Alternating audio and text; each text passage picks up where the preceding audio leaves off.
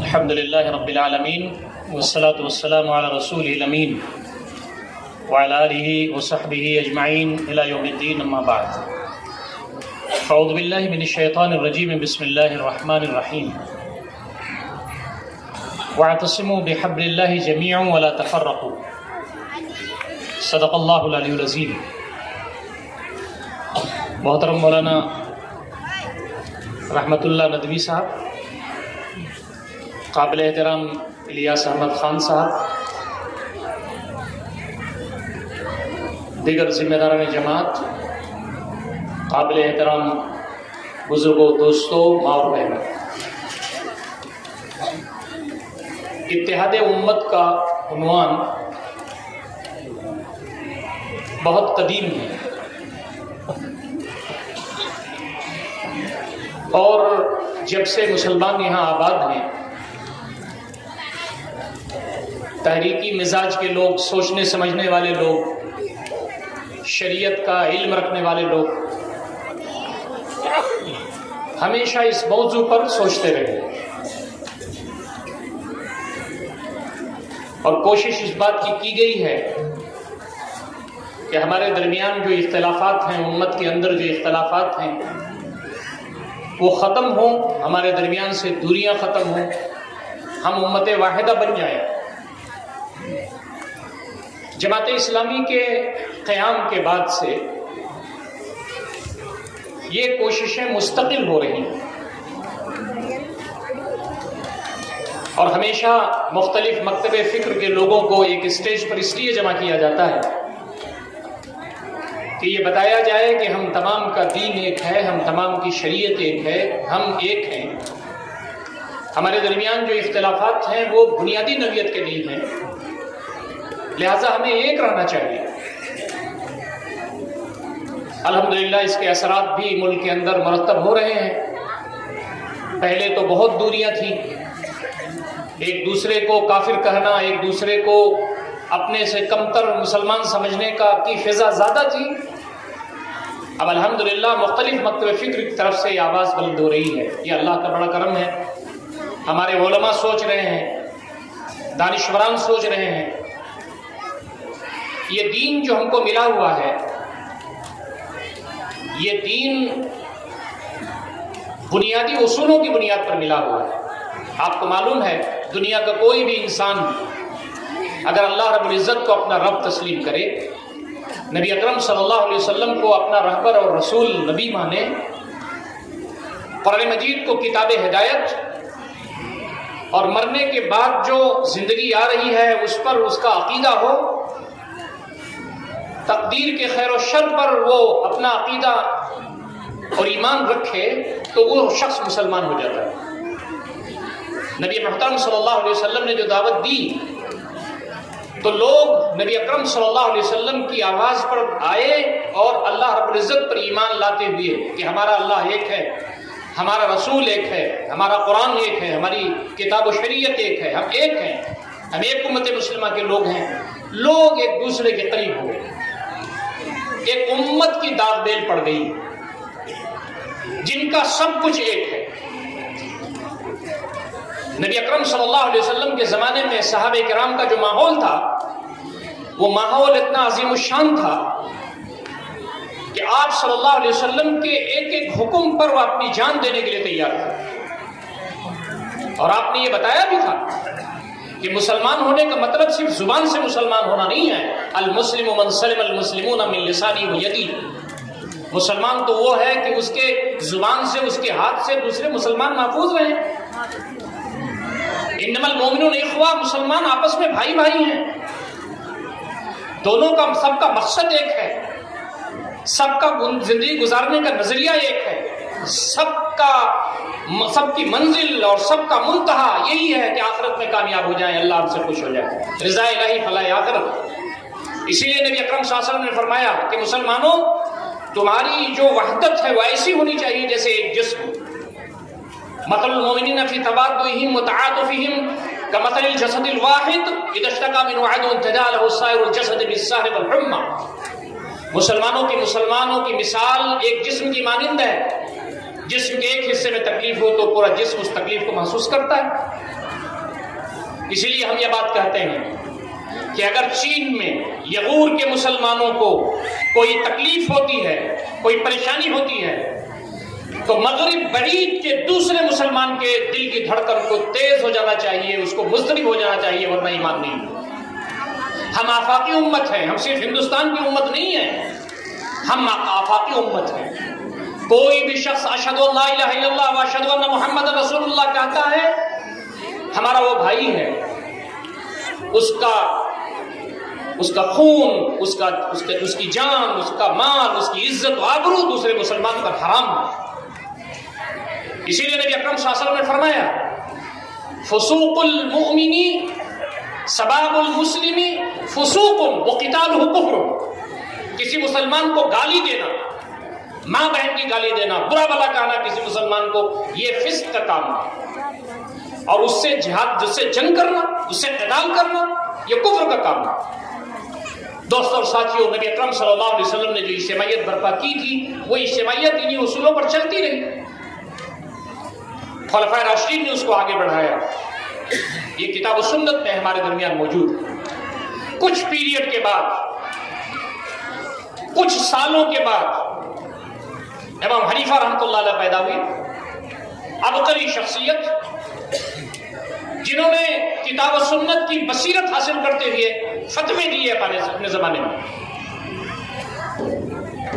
یہ تو آپ جانتے ہیں، آپ نے تاریخ پڑھی ہوگی، ہر زمانے میں علماء نے لوگوں کی ضرورتوں کو پوری کیا، لوگوں کو بتایا کہ آج کے حالات میں زندگی گزارنے کا طریقہ کیا ہے، اس مسئلے میں فتویٰ کیا ہے. امام حنیفہ رحمۃ اللہ علیہ سے زیادہ بڑا کوئی عالم دین اس وقت موجود نہیں تھا. عبقری شخصیت، جو آپ نے فتوے دیے آپ کے شاگردوں نے اکٹھا کر دیا.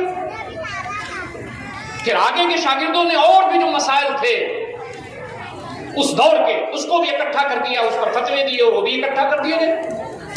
امام مالک رحمۃ اللہ علیہ آپ کے بعد آئے، وہ بھی عبقری شخصیت، انہوں نے اپنے زمانے میں فتوے دیے، کتاب و سنت کے روشنی میں اپنی رائے دی. امام شافعی رحمۃ اللہ علیہ ان کے بعد ہیں، انہوں نے بھی یہی کام کیا. امام احمد بن حنبل رحمۃ اللہ علیہ ان کے بعد ہیں، انہوں نے بھی یہی کام کیا. ان میں سے بعض ایک دوسرے کے شاگرد بھی ہیں. استاد نے یہ بتایا تھا کہ میرے شاگرد، میں جو دین دے رہا ہوں، میں جو اسلام تمہیں دے رہا ہوں، جو کتاب و سنت کی روشنی میں راستہ نکالنے کا طریقہ دے رہا ہوں، اس کا مطلب یہ نہیں ہے کہ تم استاد سے مخالفت نہ کرو، استاد کے فتوے کے خلاف نہ جاؤ.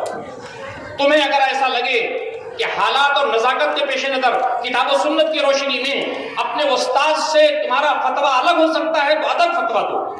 یہی وہ وجہ تھی کہ استاد کا موقف الگ ہے، شاگرد کا موقف الگ ہے، دونوں کی نیت صحیح ہے. لیکن دوستوں اور ساتھیوں، یہ ہمارے علماء عبقری شخصیات اس دنیا میں اس لیے تشریف لائے، انہوں نے کام اس لیے کیا کہ امت کے مسائل کو آسان کیا جائے، امت کے لیے آسانی فراہم کی جائے. اور یاد رکھیے، جتنے بھی مسلک دنیا میں موجود ہیں مسلمانوں کے اندر، کم و بیش 98% چیزیں متفق علیہ ہیں. ہماری ایمانیات متفق علیہ ہیں، ہمارے عقائد متفق علیہ ہیں، ہماری عبادات کے طریقے متفق علیہ ہیں، ہمارے درمیان فنڈامنٹل جو اسلام کی ہیں وہ سب متفق علیہ ہیں، پرنسپلز متفق علیہ ہیں. 2% چیزوں میں اگر اختلافات ہمارے درمیان ہیں تو وہ فروعی نوعیت کا ہے، جس کے بارے میں صحابہ کے درمیان بھی اختلافات موجود تھے. آپ صلی اللہ علیہ وسلم نے کبھی کسی مسئلے میں 2 طرح کا عمل اختیار فرمایا، اس لیے کہ امت آسانی میں رہے. آدمی اگر زور سے آمین کہتا ہے تو اس کی بھی نماز ہو جاتی ہے، دھیرے سے آمین کہتا ہے تو اس کی بھی نماز ہو جاتی ہے. آدمی اگر ایک مرتبہ انگلی اٹھاتا ہے تو اس کی بھی نماز ہو جاتی ہے، بار بار انگلی اٹھاتا ہے تشہد میں تو اس کی بھی نماز ہو جاتی ہے. پیر اگر ملاتا ہے اس طرح کہ پیر اور کندھا دونوں ملا رہے ہیں، اس کی تعلیمات ہیں، لیکن آدمی پیر ملاتا ہے کندھا نہیں ملتا، اس کی بھی نماز ہو جاتی ہے. کندھا ملتا ہے پیر نہیں ملتا تو اس کی بھی نماز ہو جاتی ہے. فروعات ہیں. امام کے پیچھے سورہ فاتحہ پڑھا جائے نہ پڑھا جائے، جو پڑھتا ہے اس کی بھی نماز ہو جاتی ہے، اس کے پیچھے دلیل موجود ہے.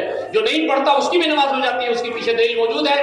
لیکن بنیادی چیزیں جو دین اسلام کی ہیں، ہمارا اللہ ایک ہے، ہمارا رسول ایک ہے، ہمارا قرآن ایک ہے، ہماری شریعت ایک ہے، آخرت پر ہمارا ایمان ہے، تقدیر پر ہمارا ایمان ہے. قرآن مجید میں موجود ہے کہ مومن ہونے کے لیے یہ چیزیں ضروری ہیں. اختلافات کہاں ہیں؟ 98% چیزوں پر جو متفق علیہ ہیں اس پر ہماری طبیعت نہیں لگتی، 2% چیزیں جو فروعات کے ہیں اس میں ہم الجھے رہتے ہیں۔ بعض ہمارے علماء نے تو یہ لکھا ہے کہ ہم کو الجھایا گیا تاکہ یہ امت ایک امت نہ بن جائے۔ ان ھذہ امتکم امۃ واحدہ وانا ربکم فاعبدون، اللہ تعالیٰ نے فرمایا تھا کہ یہ امت تمہاری ایک امت ہے، میں تمہارا رب ہوں، میری بندگی کرو۔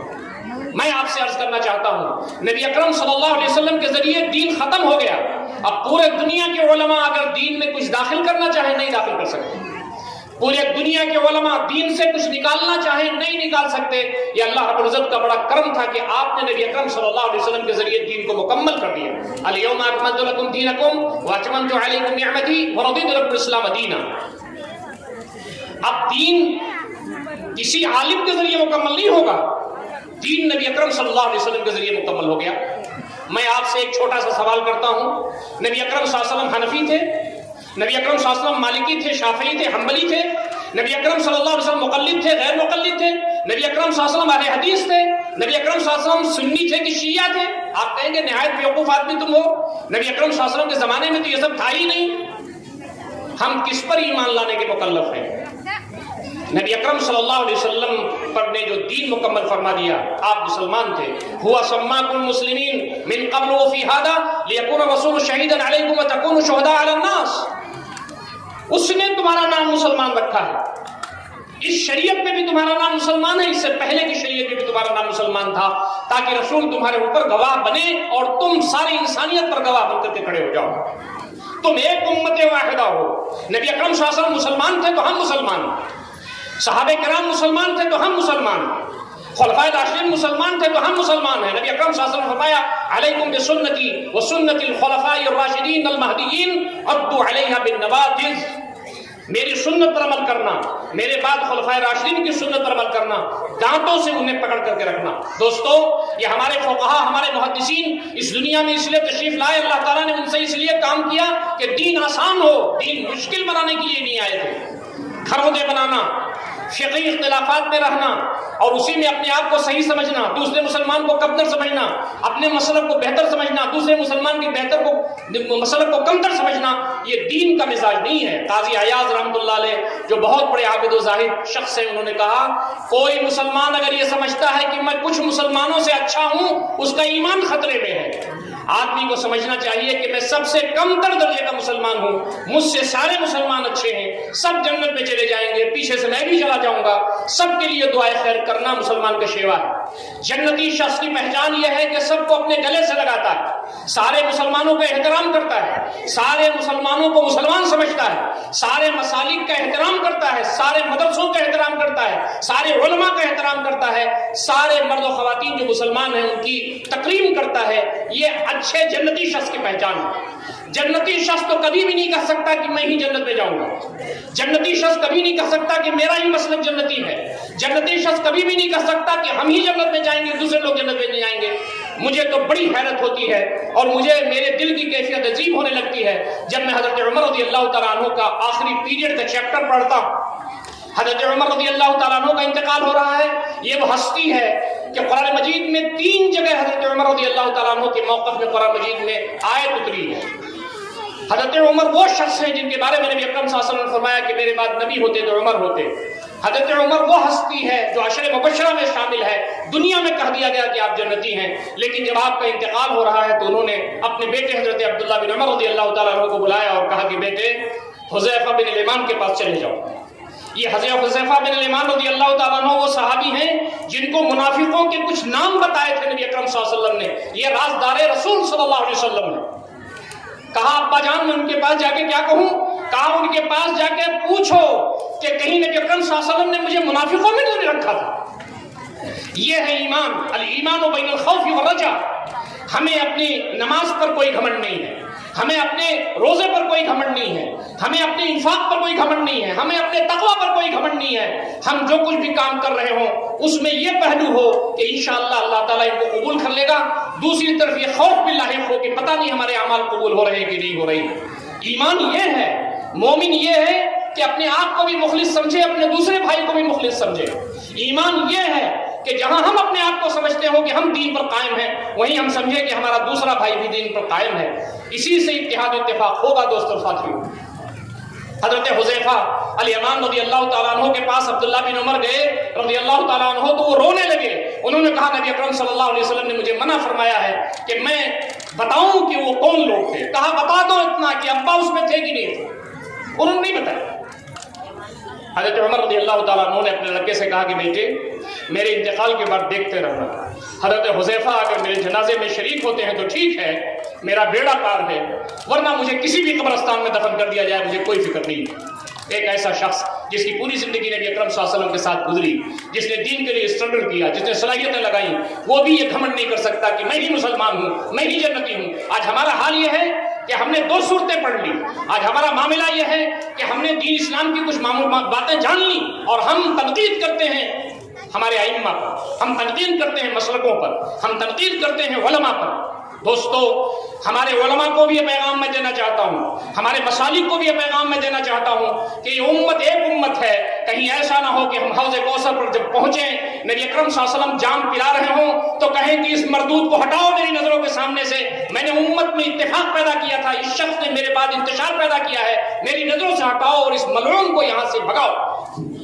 ہم نبی اکرم صلی اللہ علیہ وسلم سے نظریں ملا کر کے جام پینا چاہتے ہیں. ہم اللہ رب العزت کی بارگاہ میں جب جانا چاہتے ہیں تو اتحاد امت کے نعرے کے ساتھ جانا چاہتے ہیں، سب کو گلے لگا کر کے جانا چاہتے ہیں. دوستو ہمارا جو دین ہے وہ مسلکی اختلافات سے اوپر. ہمارا اللہ ایک ہے، ہمارا رسول ایک ہے، ہمارا کلمہ ایک ہے، ہماری شریعت ایک ہے، ہم سب ایک ہیں. تو اس لیے ہمیں اپنے فروعی اختلافات کو بنیاد نہیں بنانا چاہیے. ہمارے پاس ڈھیروں ہزاروں لاکھوں عناوین ایسے ہیں جو متفق علیہ ہیں، ان پر مل کر کے کندھا سے کندھا ملا کر کے ان پر ایک دوسرے کا تعاون کرنا چاہیے. اس ملک کے اندر کیا ہو رہا ہے؟ اس ملک کے اندر نفرتیں بڑھ رہی ہیں، اس ملک کے اندر ہمارے خلاف سازشیں ہو رہی ہیں، اس ملک میں دین اسلام کی بنیادی تعلیمات کو مسخ کرنے کی کوشش ہو رہی ہے. دوسرے جو لوگ ہیں وہ آپ سب کو مسلمان کرتے ہیں، چاہے وہ شیعہ ہو، چاہے وہ سنی ہو، چاہے وہ حنفی ہو، چاہے مالکی ہو، چاہے شافعی ہو، حنبلی ہو، چاہے اہل حدیث ہو، کوئی بھی ہو. دوسرے جو ہیں جن کو آپ کہتے ہیں کہ یہ دشمن اسلام ہے، یہ اسلام کے مخالف لوگ ہیں، یہ سب آپ کو ایک سمجھتے ہیں. لیکن ہم ایک دوسرے سے دور ہیں، ہم ایک دوسرے کو الگ الگ سمجھتے ہیں. نبی اکرم صلی اللہ علیہ وسلم نے فرمایا ید اللہ علی الجماع، اللہ تعالیٰ کی تائید اور نصرت اجتماعیت کے ساتھ ہوتی ہے. اگر ہم انتشار کے شکار ہوں گے، افتراق کے شکار ہوں گے تو اللہ رب العزت کی تائید و نصرت ہمارے پاس نہیں آئے گی. پھر ہم رحم و کرم پر ہوں گے جابر حکمراں کے، ظالم سیاستدانوں کے، جو ہمارے اوپر ظلم کریں گے، ہماری شریعت کے بغیے ادھیڑیں گے. اگر ہماری صفوں میں اختلاف پیدا ہوگا، یاد رکھیے اپنے مسلک پر رہتے ہوئے ہم دوسرے لوگوں کے ساتھ اشتراک کر سکتے ہیں. بنیاد اللہ کی کتاب ہے، بنیاد نبی اکرم صلی اللہ علیہ وسلم کی حیات مبارکہ ہے، بنیاد حدیث ہے، بنیاد سنت ہے. سارے مسلمان کہتے ہیں کہ ہماری بنیاد کتاب و سنت ہے. کتاب و سنت کی بنیاد پر میں اکٹھا ہو جائیں، نبی رحمت صلی اللہ علیہ وسلم کی شخصیت کی بنیاد پر اکٹھا ہو جائیں، وحدانیت کی بنیاد پر اکٹھا ہو جائیں. ہندوستان کے اندر جو کچھ بھی ہو رہا ہے ہم مل کر کے کندھے سے کندھا ملا کر کے ہم ان سارے چیلنجز کو ایک ساتھ مل کر کے فیس کرنا یہ امت مسلمہ کے ہر فرزند کی ذمہ داری ہے. جماعت اسلامی ہند جس کا یہ اجتماع ہو رہا ہے، اس کی شان یہ ہے اول دن سے کہ جماعت مسلکی اختلافات سے اوپر اٹھ کر کے ایک تحریک کا پلیٹ فارم ہے. جماعت اسلامی ہند میں حنفی بھائی اپنے مسلک پر رہتے ہوئے یہاں موجود. کیوں؟ جماعت اسلامی نے یہ کہا کہ ہمارا کلمہ ایک ہے، ہمارا اللہ ایک ہے، ہمارا رسول ایک ہے، شریعت ایک ہے، ہم سب ایک ہیں. ہماری ذمہ داری یہ بنتی ہے کہ اپنے مسلک پر رہتے ہوئے دین کی جو بنیادی تعلیمات ہیں، ہندوستان میں دین کا جو کام کرنا ہے، جو باطل نظریات اور سازش کرنے والے جو لوگ ہیں ان کا مقابلہ مل کے ہمیں کرنا ہے. اس ملک کے اندر مسلمانوں کے تحفظ کا مسئلہ ہے، مسلمانوں کے شاعر کا مسئلہ ہے، یہاں اللہ تعالیٰ کے دین کو فروغ دینے کا مسئلہ ہے، یہاں جو سازشیں آ رہی ہیں اس کا دفاع کرنے کا مسئلہ ہے. اپنے مسلک پر رہتے ہوئے آئیے متحدہ پلیٹ فارم پر. یہاں حنفی اپنے مسلک پر رہتے ہوئے موجود ہے، یہاں شافعی اپنے مسلک پر رہتے ہوئے موجود ہے، یہاں اہل حدیث اپنے مسلک پر رہتے ہوئے موجود ہے. مالکی اور حنبلی ہندوستان میں نہیں ہے تو ان کا بھی نام لے لیتا. میں ابھی وجے واڑہ کے ایک بڑے جلسے کو خطاب کر رہا تھا کچھ دن پہلے. میں نے جماعت اسلامی کے بارے میں اتحاد امت پر گفتگو کرتے ہوئے میں نے یہ کہا جماعت اسلامی نے جو پیغام دیا ہے وہ یہی ہے اتحاد امت کا پیغام. جماعت اسلامی کا جو امیر ہے وہ حنفی ہے، جماعت اسلامی کا جو سیکرٹری جنرل قیم جماعت ہے وہ شافعی ہے، اور جماعت اسلامی کا جو نیشنل سیکرٹری ولی اللہ سعیدی ہے وہ اہل حدیث ہے، یہ جماعت اسلامی کا گلدستہ ہے۔ یہ وہ تعارف میں آپ کے سامنے اس لیے کرانا چاہتا تھا کہ اتحاد امت کی بنیاد صرف اور صرف قرآن ہو سکتا ہے اور صرف نبی اکرم صلی اللہ علیہ وسلم کی حیات مبارکہ ہو سکتی ہے۔ فروعی اختلافات کو وہیں رکھا جائے، اس سے اوپر اٹھ کر کے ایک ایسا پلیٹ فارم بنایا جائے جس سے اتحاد امت کا درس دیتے ہوئے، مسلمانوں کے سارے مسائل کو دیکھتے ہوئے ملک کے مسائل کو فیس کیا جائے، اللہ تعالیٰ کے دین کو عام کیا جائے۔ آپ حنفی رہیے، آپ شافعی رہیے، آپ اہل حدیث رہیے، ایک دوسرے کا مسلک کا احترام کیجیے، لیکن دین کی جو بنیادی تعلیمات ہیں اور دین جس کے لیے اس دنیا میں آیا ہے ان سب کو آگے بڑھانے کے لیے کندھے سے کندھا ملا کر کے اللہ تعالیٰ کے دین کو آگے بڑھائیے، ورنہ نہ تو اللہ رب العزت ہمیں معاف فرمائیں گے اور نبی اکرم صلی اللہ علیہ وسلم سے ہم نظریں ملا سکیں گے۔ اللہ رب العزت سے دعا ہے کہ بار الہ ہم تمام کو ان سارے امور و مسائل پر غور فکر کرنے، عمل کرنے کی توفیق عنایت فرمائے۔ وآخر دعوانا ان الحمد للہ رب العالمین۔